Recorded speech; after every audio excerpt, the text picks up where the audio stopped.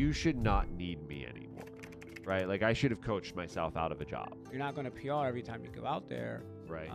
You want the trend line to be going down, but it's going to be up and down even as it goes down. The program has really hit. This is a terrible joke. Has really hit its stride. I knew you were going to say that. Hey everybody, welcome back to Training Well Done, your podcast on the what, the why, and the how of quality training. I'm your co-host, Coach Donald today, and Coach Tim. We're here to talk about some training, and we're going to decompress from all of the science of metabolism and ATPs and mitochondrias and phosphocreatines, and let's talk about some action, shall we? Yeah, no more ATP. It's kind of funny. I just realized, like, as you were doing that info, we both kind of did one of these and made ourselves a little more comfortable, more for like an informal conversation. Yeah. No laptop in the lap. Right. The body language is everything. So, Coach, we're gonna talk about some training results from, kind of just the spring race training. At Global Human Performance, just so you understand. Some of you might be new to listening. A lot of you might be members. Some of you are just people in the community who listen to this. We are a personal training gym that does strength conditioning for a lot of runners. We have a lot of endurance athletes that do 5Ks, marathons, triathlons. We have a lot of cross-country athletes. We also work with a lot of sprinters, field sport athletes. So all things running. If you need to run, we work with you. We have an increasing number of cyclists that come through that we're working on building their strength and conditioning. And so, like, at the end of the day, the big thing that we do is the strength and conditioning. But in the world of 2026, there's boutique gyms everywhere that do all sorts of things. And there's the big powerhouse sport performance gyms that have those huge facilities all the way down to your boutique yoga studios. And or like there's that one gym in East Liberty. They do like the osteo. I think it's called Osteo Strong. That sounds familiar. I toured it, and like they do this thing where like it's basically all isometrics to build your bone strength. Yep. I thought it was pretty fascinating. Is it like a black and yellow scheme? Yeah. Yeah. I know the guy. I'm getting his name off the top of my head, but they've got some locations out in the South Hills, so I'm very familiar with that. But there's boutique gyms all the way there, and everything usually has what makes it special. And what makes it special is arguably Trackside. Not arguably, it's Trackside, and it's our running support, and how we serve as a full service one-stop shop if you're a runner for in-person coaching as well as for virtual coaching. And that's for as a distance runner or even as a power athlete. We have multi-athletes, we've had Quidditch athletes, we've ultimate Frisbee athletes that we do, those sorts of remote programming for power work, but of course our runners. And so, Coach Tim, we're here to talk about some of the runners and just your experience this spring. Yeah, no, I think it's important to just sort of maybe provide a broad overview of like what the race training program is for people who might not be familiar.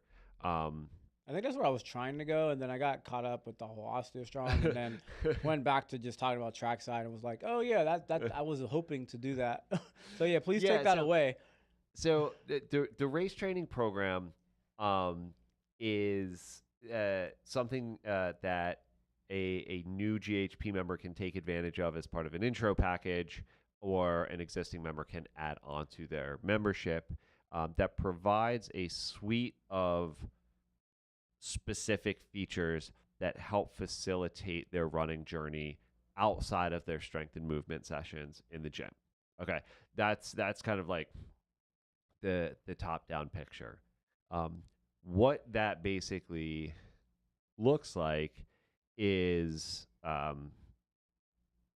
having a personalized running plan to start off your training cycle that we build out for you and with you. It's obviously a collaborative effort, and as well as coaching support along the way. So how I like to put this is like, it's basically for our athletes, it's basically like having me in your back pocket, because we use an app to go back and forth. I track your training, I track your runs. We chat on what amounts to be a daily basis, in a lot of occasions. And it's just an opportunity for us to further elevate the overall training experience for our athletes. Um, we So that's mid-level perspective, and then nitty-gritty is that we will sit down with you. We'll build out your entire training cycle, whether that's 12, 16, 20 weeks. We map it all out so that our athletes have a clear picture of like where they are, where they need to go, and how they're going to get there. Right, that's the general roadmap. So that's a multi-month period of time. During the course of that cycle, we will adjust and manipulate things, at every 2 to 3 weeks. Hey, I got some travel for work coming up. I need to move this run around. Or, my kids got sick. I got sick. I was out for a few days. How do I adjust my training? That sort of thing. And then because of the frequency of communication, we also adjust in a short, like, micro period of 2 to 3 days. Hey, I have this run, I have this interval workout scheduled, or I have this tempo run scheduled. I've been feeling really run down. What adjustments do I need to make? Do I do that workout? Do I swap it with another workout? Do I do the workout but execute it differently? Or, hey, I'm feeling good. I'm feeling fresh. I'm feeling fit. I'm feeling fast. Like, let's get after it. So while we set up the whole training plan for you from the start, it ends up looking completely different because we have manipulated it the entire way through. Yeah. I mean, good coaching involves having a plan, but also knowing that plans are written in pencil. Although, yes, in the world of tech, they're on tech platforms, but there's always the pencil edit button that we always have to use to change things up. And what I like to think about with the suite is that this is the closest thing to being coached like you were in college that you can get as an adult. Yeah. And one of the ladies that I've been working with referred to it as a run concierge. I really like that. Yeah. Run concierge. Maybe we should actually use that. Yeah. So it's something that we've been working on building out here at GHP. It was, something that I envisioned, when I transitioned over a few years ago. And as I was thinking about our conversation the other day, Coach, is like, I feel as if going into the summer fall 26 season that the program has really hit. This is a terrible joke. Has really hit its stride. I knew you were gonna say that. Dude, dad jokes, man. As with anything, and you'll remember our conversations from what feels like lifetimes ago now, but it's like I like to build things, and it takes time to build things, and it takes time for those things that you've built to grow. And then it takes even more time for them to mature. You're a small business owner. You know this, right? I feel like we've transitioned into the growth phase where we're not. I realized this the other day. I have yet to put up an Instagram post about summer fall race training because I've been onboarding summer fall race training participants. You know what I mean? Like, people know if this is the service they want, if they want a run concierge service, this is where they go. And so they're like actively seeking us out. And that's an exciting place to be. Has it matured yet? Absolutely not, right? Maturity means we're hitting our cap every season. We've got operations streamlined, and it's the execution looks a little bit different, but it's an exciting time for me being in this phase of growth. That's awesome. And it was funny when you were like working out at Open Gym and we were starting to work together some years ago.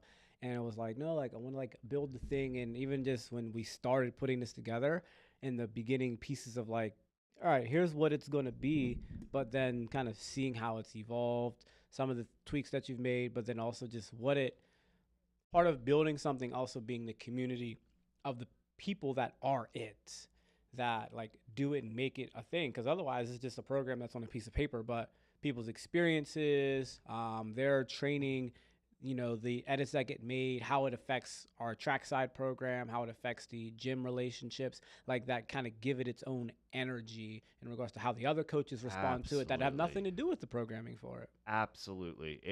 I mean, as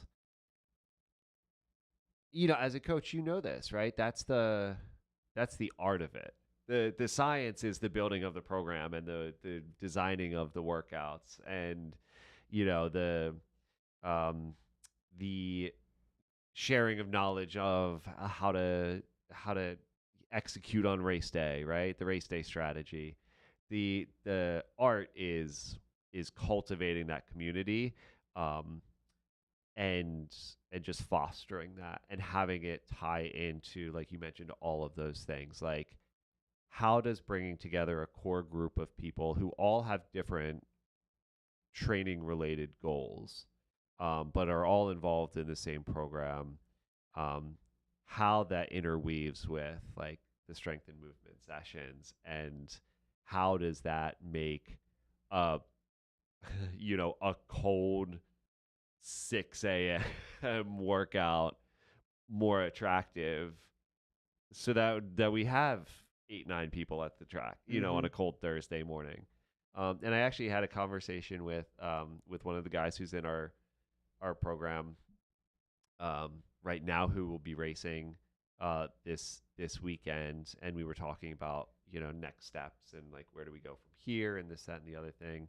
Um, and he specifically mentions like I do still want to keep coming to trackside. Like, even though it's the off season, even though I'm not training for anything, like I'm not gonna ramp back up, but like I'm gonna keep coming to trackside because like I want to hang out with my friends, you know. Oh yeah. So that's pretty cool.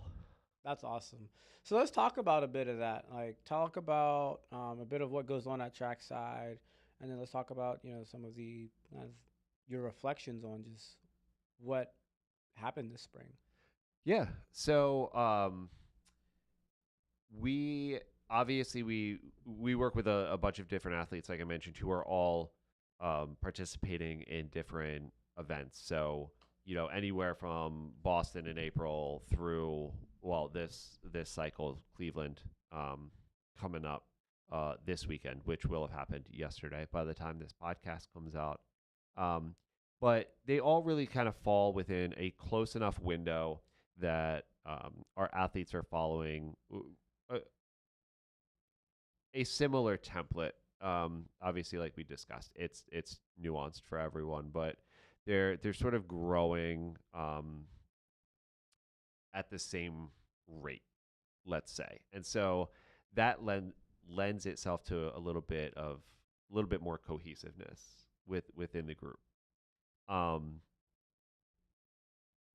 as a function of that, a lot of these athletes like to run together at trackside. They like to train together in the gym, right? They're lifting buddies in that sense, and they'll even organize their own. I don't want to call it like group runs, right? Because the group size isn't that big, but they'll organize their own training together outside of what we even facilitate in the Mm. gym. So I think that's really cool. I think that's unique and is definitely beneficial for all these athletes. Um, So that was something that I really saw come into play with this training cycle in particular. With the group that we had, which included some past participants. Shout out to all y'all who have been with us from the start. Oh Um, yeah. so yeah, it's just we had a lot of momentum coming off of the fall season. We introduced some new athletes awesome personalities, really hard workers, who immediately bonded with the group and contributed in their own special way. And the cohesiveness of the group was just excellent to experience. And we had a lot of really good, really good performances on race day. What would you say are some of the things that went well this season in regards to execution from your end and from their end, and just other things that might have went well? Yeah, so I think the biggest thing that went well for us this training cycle was what I just mentioned. So I won't revisit that. It's Okay. like just that the bonding of the athletes. Like you mentioned, it's the race training program is the closest you're going to come to feeling like you're back on your college's cross country team, right? So like that cohesiveness was huge. The other thing that we went into this season trying to accomplish was I'm big on athlete autonomy. Um, I may or may not have shared this with you in the past, but I feel as if I coach an athlete one on one for a period of about 5 years. Depends on the athlete, 4 to 5 years. You should not need me anymore, right? Like I should have coached myself out of a job at that point because I should have provided you with all of the tools and all of the experiences that you need to take and apply on your own. If that's not the case, I either haven't done my job or the athlete hasn't been listening this whole time. um, and so when I went into the season, I was like, I need to make it a point now that we have some veteran runners or returning athletes, let's call them, people who have participated in this program once or twice before.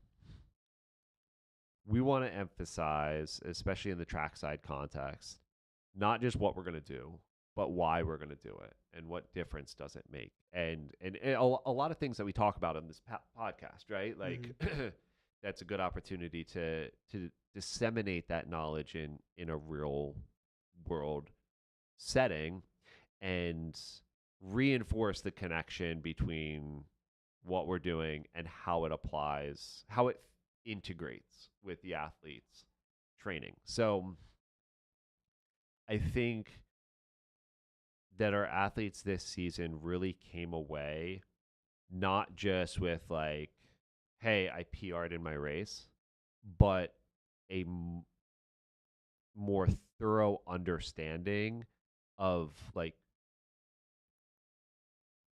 what it took to get that PR in the race, and not just from like, oh, I just ran faster, I worked harder and ran faster, but like, these are the key workouts at the key points in my training cycle, and the result of the race is a direct effect of X, Y, and Z. So I think the athlete education and the athlete autonomy was a big highlight this season. That's awesome. Yeah, it's cool. It's really cool to watch athletes mature holistically, right? Not just with their performance metrics. I think that's a big thing that I try to think about as well, is when we look at doing better, and athletes are like, well, was this a better performance, or they get upset because maybe the time wasn't what they wanted, and there's other reasons that might not have happened, but did you execute the race well? You're not going to PR every time you go out there. Right. You want the trend line to be going down, but it's going to be up and down even as it goes down. And, you have to think about, did you execute on your plan well? And, if you were not thinking about that plan, then maybe you did not. Yeah. And we're just stacking bricks here. I shared this example with one of our athletes who ran the Pittsburgh Full Marathon. It ran a personal best time, but didn't quite hit the A goal that we had outlined. And so we're downloading, we're debriefing, we're having these conversations, and we're saying, like, when you're in the middle of a training cycle for a distance event, you're stacking bricks, right? You're just stacking miles on miles, right? We want to make sure they're all quality, obviously.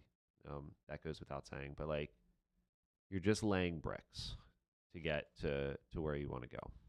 Season over season, you're also laying bricks, right? You're stacking a training cycle on top of a training cycle on top of a training cycle on top of a training cycle. And like, after doing that, you realize, oh, hey, like I've been doing 2 training cycles a year for 3, 4, 5 years. Then you're stacking years on top of years. Oh yeah. And that's what it like.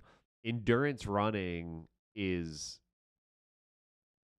not just about the distance of the event, and to some extent it's not even about running at all. It's about endurance, right? Over the long haul, and being able to keep stacking brick on top of brick on top of brick on top of brick. And I think that's something that was a learning moment for me through this season. Was like, a lot of our athletes had good performances, set personal best times. Great. Awesome. Good job. Kudos. What's next? A lot of our athletes had breakout performances. Like, whoa. Like, I mean, 35-minute PR in the marathon. Are you kidding me? Goodness. 35 minutes? Yeah. So yes. And I will name names. Greg, huge shout out to you, man. Goodness gracious. His goal was a sub 4, right? For his marathon. He ran a 3:45. Awesome. You beat your A goal by 15 minutes. That's huge. And then he just casually says the other day, yeah, and my previous best time was like a 4:20 something. I'm just like, wait, what? Wow. We've been training off a sub 4. So that's what we did. We trained off a sub 4, but apparently it's not like his PB was like a 4:05. It was a 4:20. So, we have these breakout performances.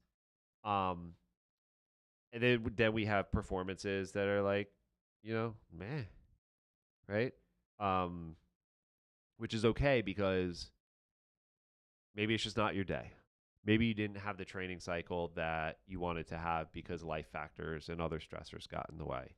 I mean, maybe you wake up sick on race day. Like, who knows? You like that's the problem in this. This is we like put so many eggs in one basket, but those are all positive experiences to have, because it's another brick. Yeah. And the line is not always perfectly linear.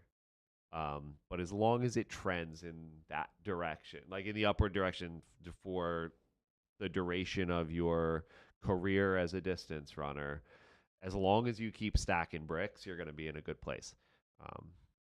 That was a rambling thought. I don't know where I was going. Very with good. That. So, one of the things when we were talking about setting this episode up was some of the big kind of questions, or the things that, keep you up at night, or just the things that you're kind of constantly thinking about, like, I really liked how we did this, or, oh, like, maybe I should change this, or like even just like a challenge to your philosophy about it. What kind of, I guess, what have you been mulling on, I guess, through that, I don't say mulling because that's negative, but I guess what's been revolving in your mind about this training cycle as, you're watching the athletes finish their races. I think one more person has yet to go. 2. We've got two in Cleveland this weekend. And then 2 in Cleveland. Okay. That'll wrap it up. Oh, yeah. Both of them. Okay.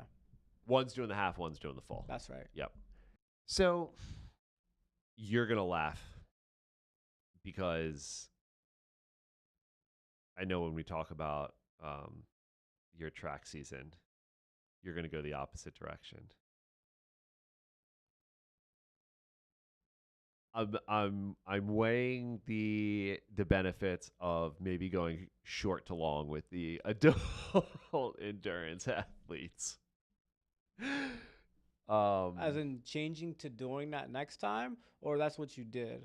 No, changing to doing that next time. Thinking about that book that we read. A little bit, yeah, and also just realizing that like a lot of our population, or a lot of the participants in this program, really never got technical instruction like that. at any point. Like a lot of these people might not have just like they just picked up running later in life anyway. They might not have a background, being on a high school cross country team, right? Um, and so um,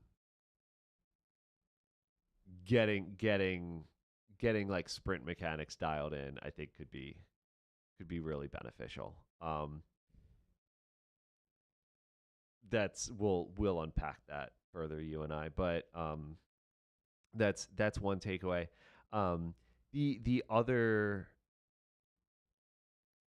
takeaway that I had, or way, I guess a better way to put this is like how can we continue to streamline or like optimize the program, um, is to utilize some different features of the app Oh, that may resonate a little more with some of our athletes. like what? So glad you asked. uh, my approach to running is, let's call it loose. In the sense that I'm very big on like um, time over distance, right? I funnel the program, so we start with time and RPE, right? Like your workout is an hour at this effort level, right? No pace, no distance, just run an hour at this effort level.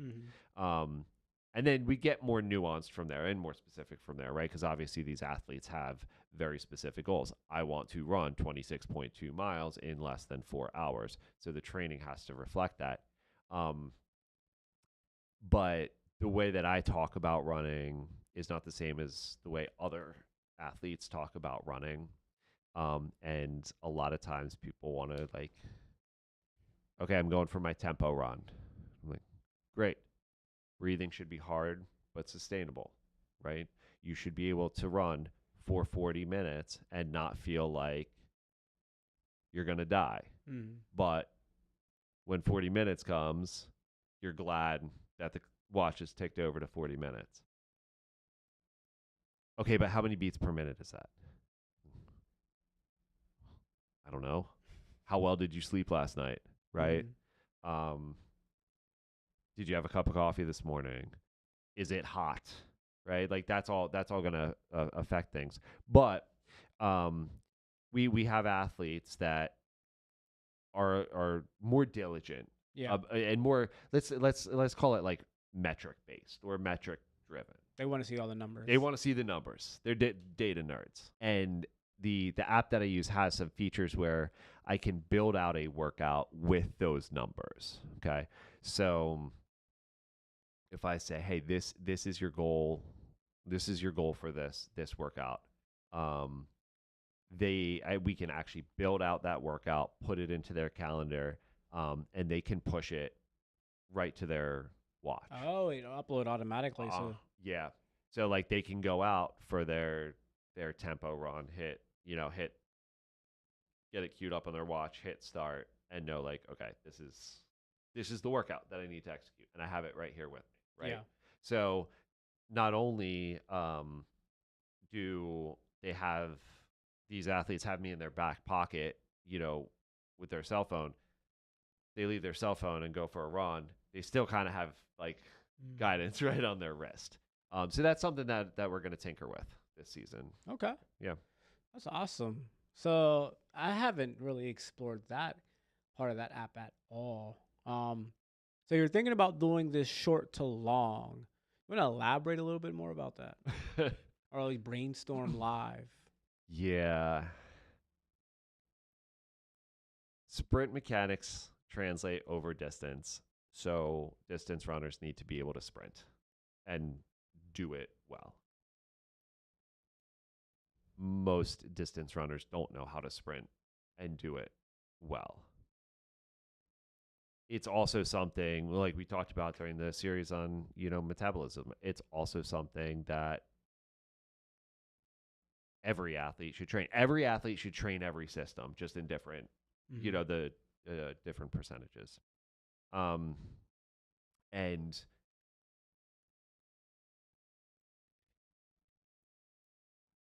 especially for athletes who may be coming into running a little bit later in life, they might not have an intuitive sense of like what everything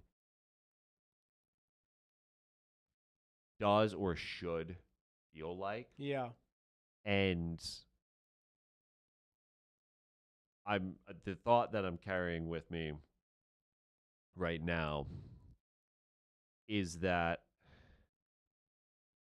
a higher emphasis on drill based work and shorter, faster efforts earlier in the season will allow an athlete to better identify those sensations and those feelings and those body positions that they need in order to remain efficient and powerful over the distance. Ah, okay. Does that make sense? That makes sense. Yeah, yeah, Yeah. Like just to give you an example. I'm trying to coach certain athletes out of like floppy elbows during some of the drills and getting that arm swing to come from the shoulder. And we're getting better at it, but we are not there yet. And it's going to take a very dedicated effort to get people really dialed in with like the sharpness and the crispness of these movements, right? And so that's going to take time. Everyone has a limited amount of time for training because our training time needs to be allocated more towards mileage the closer we get to the race. That puts us in a position where we have to spend that time on the front end of the season doing this. So short to long. Gotcha. Okay. Yeah, that's definitely something that when we do like summer tracks, so we spend a lot of time on like form drills, getting in the right position, and kind of spending a lot of the early season like really working on that before we even really start running much. Yeah, that's actually a good way to put it. I think like adult trackside, where as we finished off the season, adult trackside was basically like giving people an opportunity for them to get one of their two up tempo session workouts in during the course of that 7-day period. Yeah, that's kind of the part of the intent of trackside outside of the technical part. Right.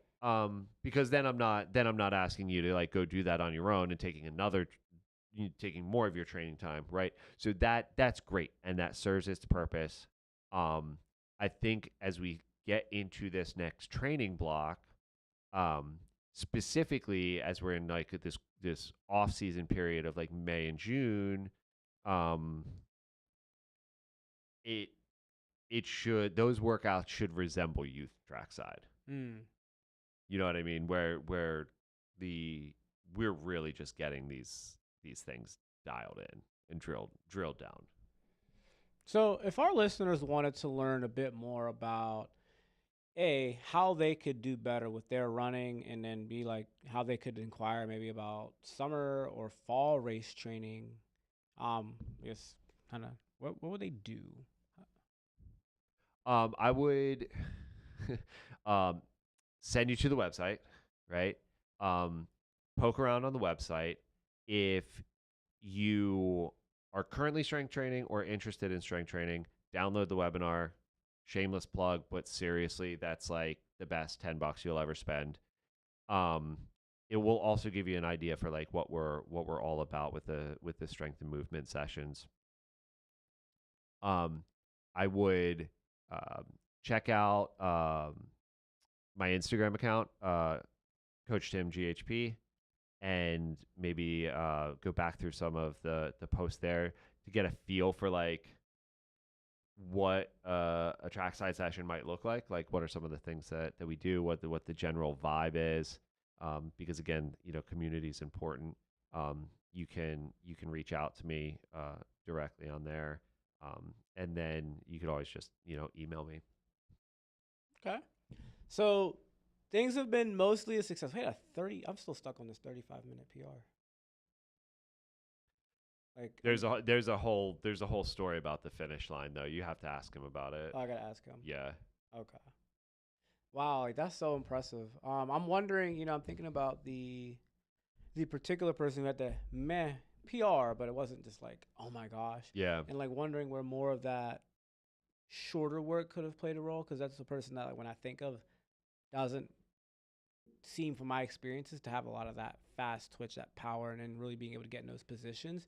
Some of that's because, well, like being able to come to trackside can help with developing that, and like really thinking about, Yeah. how do we put that, if somebody's not able to make that, how do we get that engaged into their program to be able to get some of that in there?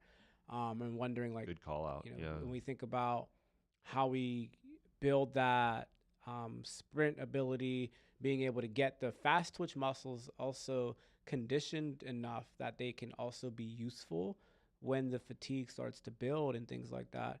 And just having access to that range of motion to be able to go into that movement. Yeah. It's something I think about when I think about with that particular person, and that I think about as I'm like, eventually I'm going to end this sprint arc and get back into endurance training, and like, how do I want to take this sprinting, arc into my distance training? Yeah. I think in that particular case too, you get better at running marathons the more marathons you run. Yeah. And you get better even if the race isn't better. Wait, what? Because of the experience. Okay. You get better. The marathon's a marathon, right? It will humble you over and over and over and over again. And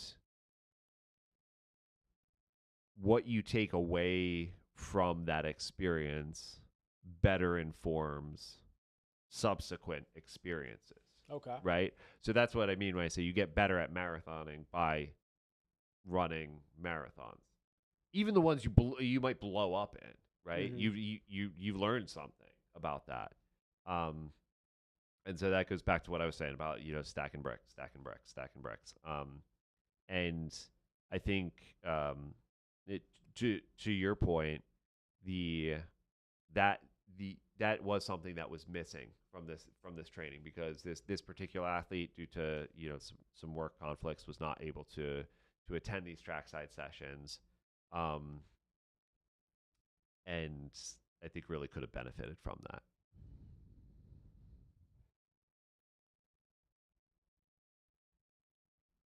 It's been quite a spring.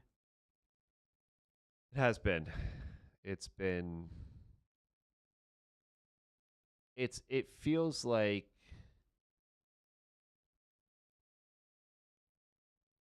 an eternity, and also just like a. That's how this whole spring felt. All at the same time. Like, it felt. Oh, the days are long, the years are short is like a quote that I like live. Well, I don't say live by it. I don't.